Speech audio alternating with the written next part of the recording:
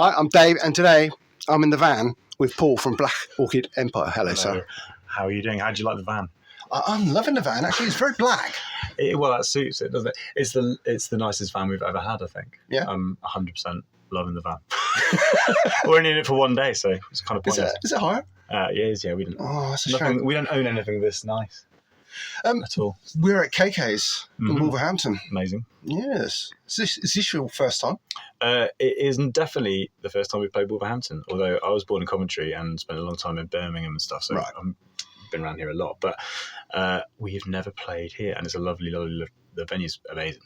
Yeah. Such a cool place. So we're very excited. It's going to be good. Excellent. Well, you're here supporting Empyre, who are doing their album release tour. Indeed, they are. Release gig. Yes. But you yourselves have just released an album? We have indeed. Last week, Tempus Veritas came out, and it's been amazing to get feedback on it so far. It's been really good. I've listened to it, and it is really, really good.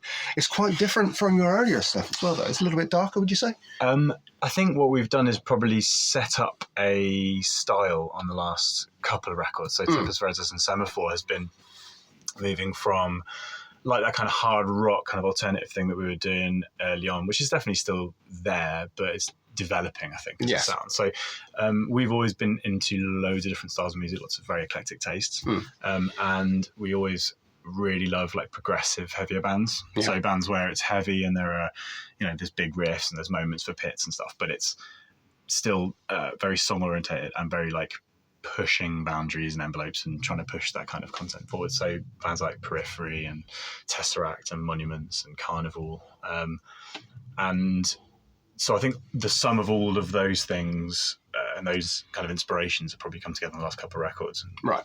That's what's. But I think the way we always have written is we come up with an initial idea and then very collaboratively kind of work on it together and just try and push whatever serves that song. Yeah. So we don't really think overall in terms of like, oh, we are this kind of band, we should move in that direction. It's just on a song by song basis, we kind of see where it goes and it ends up going there. Okay. So I don't think we ever have like a master plan of how we're going to sound. And a lot of the stuff I've seen has been people commenting about how it's quite eclectic and how it's quite hard to pin down exactly which genre it kind of falls into. But I think that's probably a good thing. Well, I think from your fan base, I mean, looking at the numbers and stats and stuff like that, you've created quite an impression with a lot of people. And you've done it by not selling out to being commercial and keeping true to your own kind of style. So, I applaud you for that. I mean, it's just... essentially just not really caring what anyone else thinks, I think is probably the best thing. But it's literally when I say that we're trying to serve the song, what I mean is just for ourselves. That's the only goal we ever have. And because all three of us are producers and we work with other bands and other artists and lots of different genres ourselves all the time, we're quite good, I think, now at just taking like ego away from it and just trying to do what's right for the music. And because there's all three of us trying to do that, it's going to end up getting better and better and better instead of... I think it's really hard when you're in a band where that's not the case. Maybe it's either democratic, so everyone has like, oh, we've got that riff and oh yeah, the bass player's got that riff, we better do that one next. And that isn't serving a song, it's serving the people in the band. Yeah. Or the other way of doing things, which is there's like a megalomaniac who's like, this is my project, this is my band, and this is how it is. And everyone else is doing what they say. Yeah.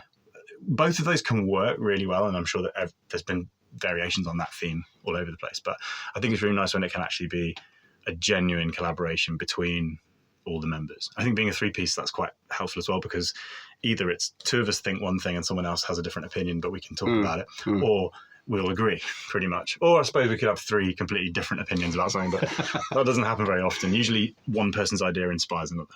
And I might be writing a drum part and Billy might write a bass line or a vocal part or something, and Dave has frequently written guitar solos. Right. But when I say right, I mean we're all there, and we're all just vibing on an idea, and someone will play something, and then we'll all be like, oh yeah, but what about this thing? And it's a really fun way to do it, even down to the concept and the lyrics. So literally every single part of every single song is a complete three-way collaboration. Brilliant. So take me through a couple of the songs. I mean, you released a single, I think, on Friday as well. There's like a focus track for the record, which is Scarlet Haze. Yeah. Just tell me your thinking about behind that song. How did that come to creation?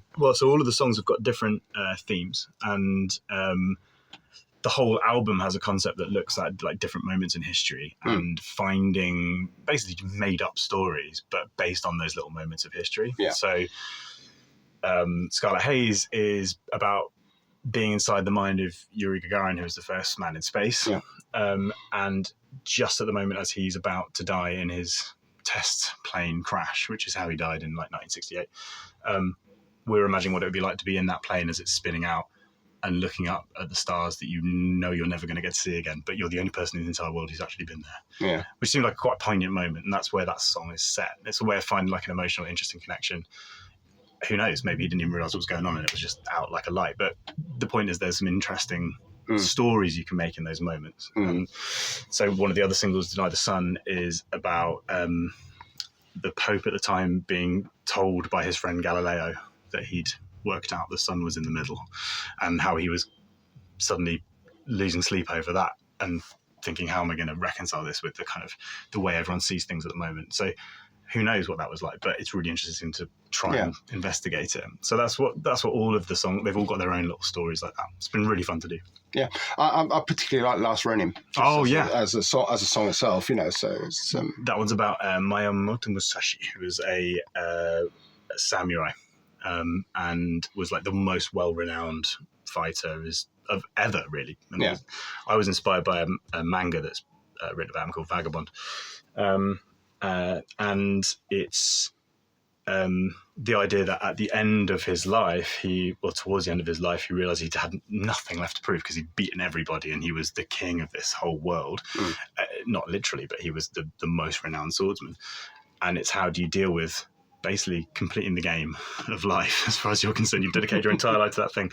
And what he did was essentially write all of his knowledge down and pass it along to his apprentice, and then die, which is quite cheery. But it's set just before that moment when it's in his all these stories are in the mind of that person. So he's literally trying to come to terms with that fact, like how it's amazing that you are top of your game, but where do you go from there? So it's an interesting thing. But that musically speaking, that's one of the sort of albums more progressive. Like it's probably influenced mostly by Carnival and Tool. That's probably why I'm liking it so much. Huge bands for us and quite fun. They're kind of like big all out, like Rocky Chorus is really fun as well. So okay. So where are Black Orchid Empire heading to next? I mean, what's on the horizon for you guys? Apart from inside KK's Steelmill to soundcheck, I think in a wider sense, we want to support this record as much as we can. We're going to do a UK tour at the back end of June into the beginning of July, which is a short tour. And we figured we'd give people a bit of time to digest the record before we do that. So hopefully people will have had a chance to listen to the songs and get to know them. And then we want to do obviously as much touring as we can. The landscape for touring has changed a lot, especially for bands that aren't like arena level. So that's going to be interesting to navigate. There's always new ways of doing things, so we'll figure that out. And then obviously we want to start writing the next record and working on that as well. So it's the same thing. It's a question of supporting what you've currently got out and then working on new stuff, because we started working on some of the stuff that's on Tempus before Semaphore had even been released. Okay. And we are behind the ball on that one because we haven't written anything new yet.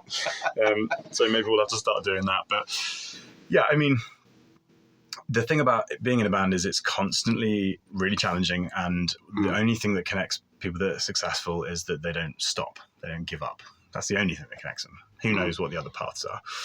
So for us, it's just been something that we feel really passionate about, and we're never going to stop doing. We're just going to keep doing it as much as we can. And if there's success along that route, I think it's just a sort of function of the fact that we enjoy what we do, and hopefully that comes across to other people.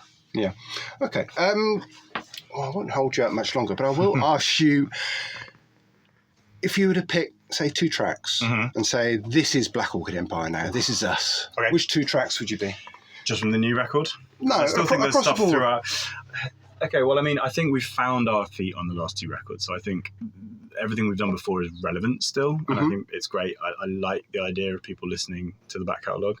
apart from the fact that because we self-produce and I mix the records, I'm always like trying to improve the sound all the way through. So I feel like our current records are our best sounding records. Yeah. But they're not, people are going to find things to love all the way through. But yeah, I still find the opening of Semaphore Singularity to be really punchy. Love that. We still finish. We start with that, and we're still going to finish the set with Death from Above, which is another single from there. I think on the new record, there are quite a few tracks that are kind of do different parts of what we do, but the Raven does all of the things we do. Yeah.